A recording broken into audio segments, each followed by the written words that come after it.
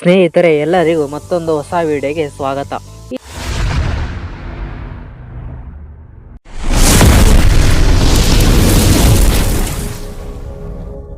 ಈ ಸಾರಿ Kannada big boss season 12ರಲ್ಲಿ ಅತಿ ಹೆಚ್ಚು ಸದ್ದು ಮಾಡುತ್ತಿರುವ ಒಂದೇ ಹೆಸರು, ಅದೇ ಗಿಲ್ಲಿ ನಟ ಅಲಿಯಾಸ್ ನಟರಾಜ್.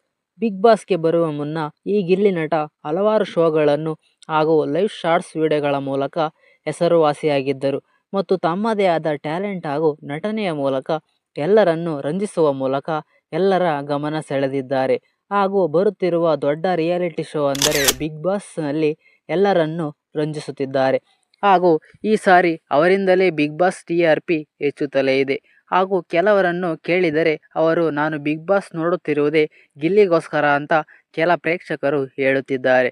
ಈ ಸಾರಿ ಬಿಗ್ ಬಾಸ್ನಲ್ಲಿ ಗಿಲ್ಲಿ ನಟ ಇಲ್ಲದಿದ್ದರೆ ಆ ಶೋ ಅಷ್ಟೊಂದು ಮೂಡಿ ಬರುತ್ತಿರಲಿಲ್ಲ ಅಂತ ಕೆಲ ಪ್ರೇಕ್ಷಕರು ಹೇಳುತ್ತಿದ್ದಾರೆ.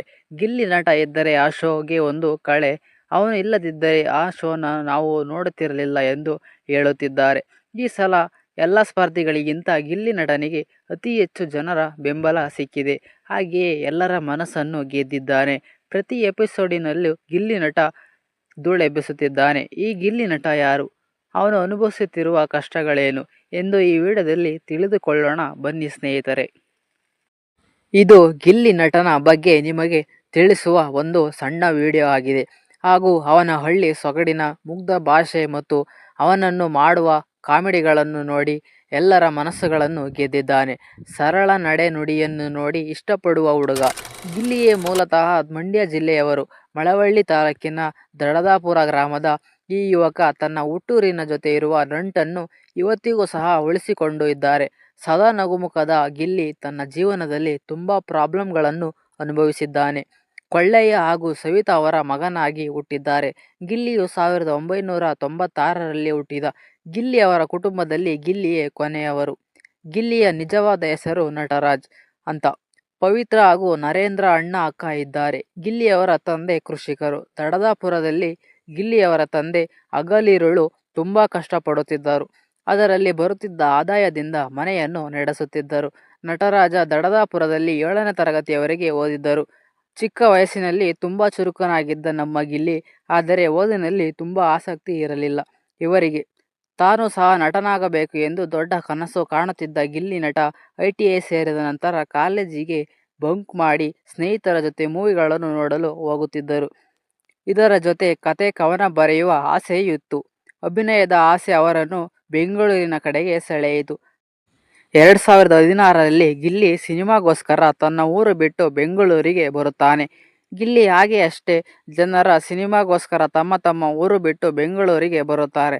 ಮಂಡ್ಯದ ಗಿಲ್ಲಿಗೆ ಬೆಂಗಳೂರಿನಲ್ಲಿ ಯಾರೂ ಸಹ ಪರಿಚಯದವರು ಇರಲಿಲ್ಲ.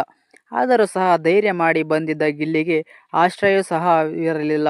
ಗಿಲ್ಲಿಯು ಕೆಲವು ಛತ್ರಗಳಲ್ಲಿ ಊಟ ಮಾಡಿಕೊಂಡು ಜೀವನವನ್ನು ತೆರಳುತ್ತಿದ್ದರು. ಗಿಲ್ಲಿಯು ತನ್ನ ಕೆಲ ಸ್ನೇಹಿತರ ಜೊತೆ ಕಂಠೀರವ ಸ್ಟುಡಿಯೋಗೆ ಬರುತ್ತಾನೆ. ಇಲ್ಲಿ ಸಿನಿಮಾ ಶೂಟಿಂಗ್ ನಡೆಯುತ್ತದೆ ಎಂದು ತಿಳಿದುಕೊಳ್ಳುತ್ತಾನೆ. ಕಡಿಮೆ ಸಂಬಳದ ಸೆಟ್ ಬಾಯ್ ಆಗಿ ಕೆಲಸ ಸಿಗುತ್ತದೆ. ಏನೇ ಕಾರ್ಯಕ್ರಮ ಧಾರಾವಾಹಿಗಳು ನಡೆದರೆ ಅದರಲ್ಲಿ ಸೆಟ್ಗಳನ್ನು ಹಾಕುವ ಕೆಲಸ ಮಾಡುತ್ತಿದ್ದ ಈ ಗಿಲ್ಲಿ ನಟ. ಆದರೆ ಗಿಲ್ಲಿಗೆ ಅನೇಕ ಕನಸುಗಳು ಸಹ ಇದ್ದವು. ಗಿಲ್ಲಿಗೆ ಸ್ವಂತ ಕತೆ ಬರೆದು ನಿರ್ದೇಶನ ಮಾಡುವ ಹಂಬಲವೂ ಇತ್ತು. ಆದರೆ ಗಿಲ್ಲಿಗೆ ಆರಂಭದಲ್ಲಿ ಅವನಿಗೆ ಟ್ಯಾಲೆಂಟ್ ಬಿಟ್ಟರೆ ಬೇರೆ ಏನೂ ಇರಲಿಲ್ಲ.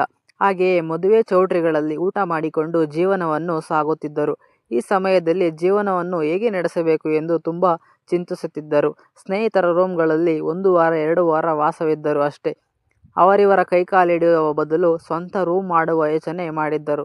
ಸಹ ನಿರ್ದೇಶಕರಾಗಿ ಕೆಲಸ ಮಾಡಿದರು. ಆದರೆ ಯಾವುದೇ ಪ್ರಯೋಜನ ಬರಲಿಲ್ಲ ಮತ್ತು ಸೆಟ್ ಹಾಕುವ ಕೆಲಸ ಮಾಡಲು ಶುರು ಮಾಡಿದರು. ಅನೇಕ ಶೋಗಳಲ್ಲಿ ಸೆಟ್ಗಳನ್ನು ಹಾಕಿದರೆ ಸಂಬಳ ಬರುತ್ತದೆ ಅಂತ ಯೋಚನೆ ಮಾಡಿದರು.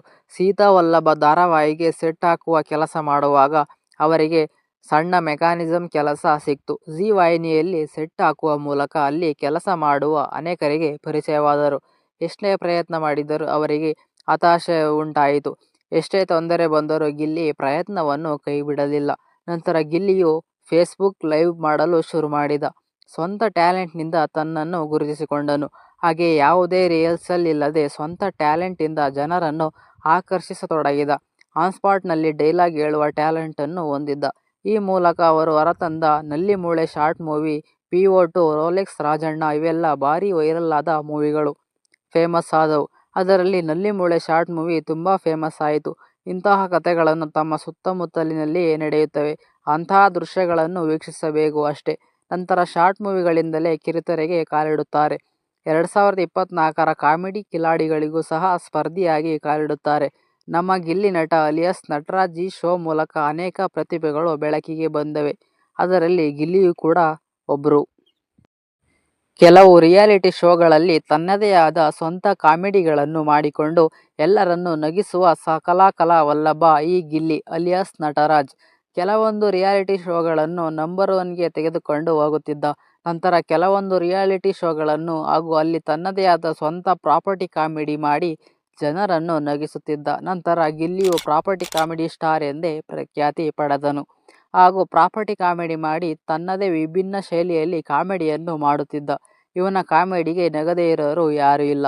ಇಂತಹ ಎಲ್ಲ ಪ್ರಾಬ್ಲಮ್ಗಳನ್ನು ತನ್ನೊಳಗೆ ಅಡಗಿಸಿಕೊಂಡು ಎಲ್ಲರನ್ನೂ ನಗಿಸುತ್ತಾ ಬಂದ ಈ ಗಿಲ್ಲಿ ನಟ ನಂತರ ಈಗ ಬರುತ್ತಿರುವ ಅತಿ ದೊಡ್ಡ ರಿಯಾಲಿಟಿ ಶೋ ಎಂದರೆ ಬಿಗ್ ಬಾಸ್ನಲ್ಲಿ ಗಿಲ್ಲಿ ಅಂದರೆ ನಟರಾಜ್ ಎಲ್ಲರ ಮನಸೋತಿದ್ದಾನೆ. ಬಿಗ್ ಬಾಸ್ ಇನ್ನೂ ಕೆಲ ದಿನಗಳಿದೆ. ಆದರೆ ಜನರು ಇವಾಗಲೇ ಬಿಗ್ ಬಾಸ್ ವಿನ್ನರ್ ಯಾರು ಎಂದು ಖಚಿತಪಡಿಸಿಕೊಂಡಿದ್ದಾರೆ. ಹಾಗೆಯೇ ಸ್ನೇಹಿತರೆ, ಈ ವಿಡಿಯೋ ನಿಮಗೆ ಇಷ್ಟ ಆದರೆ ಲೈಕ್ ಮಾಡಿ, ಶೇರ್ ಮಾಡಿ, ಸಬ್ಸ್ಕ್ರೈಬ್ ಮಾಡಿ.